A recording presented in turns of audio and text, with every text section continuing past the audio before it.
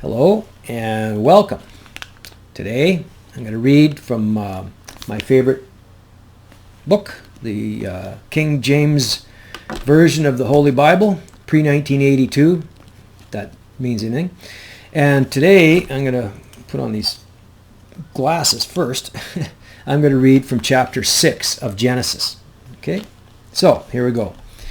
And it came to pass, when men began to multiply on the face of the earth, and daughters were born unto them, that the sons of God saw the daughters of men, that they were fair, and they took them wives of all which they chose. And the Lord said, My spirit shall not always strive with man, for that he also is flesh, yet his days shall be 120 years.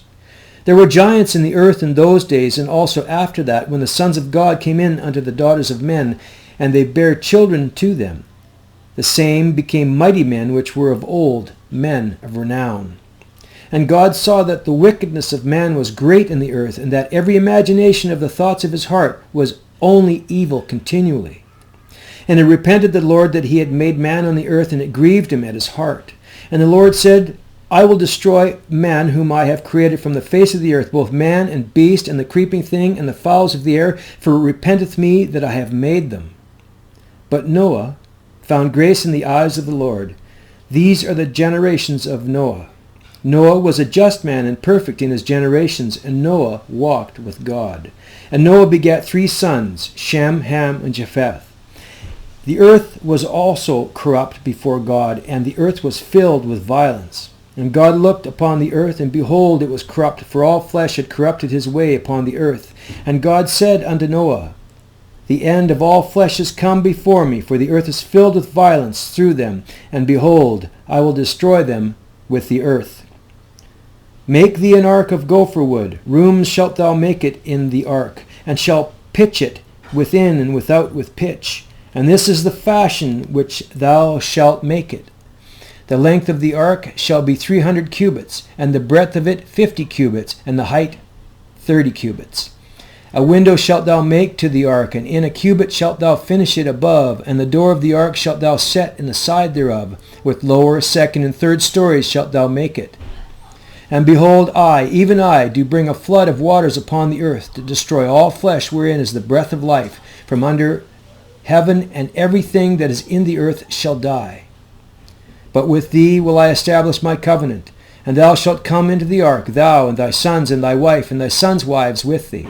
And every living thing of all flesh, 2 of every sort shalt thou bring into the ark, to keep them alive with thee. They shall be male and female, of fowls after their kind, and of cattle after their kind, and of every creeping thing of the earth after his kind. 2 of every sort shall come into thee, to keep them alive. And take thou unto thee of all food that is eaten, and thou shalt gather it to thee, and it shall be for food for thee and for them. Thus did Noah, according to all that God commanded him, so did he.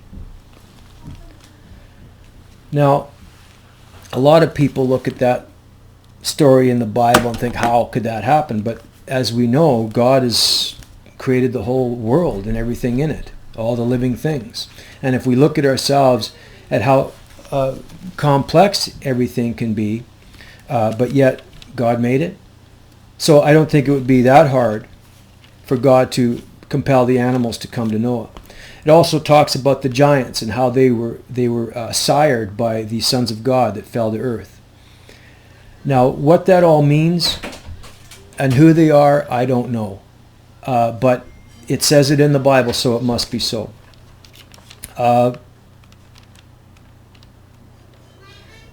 It's one thing I want to talk about for just a moment is the ark itself.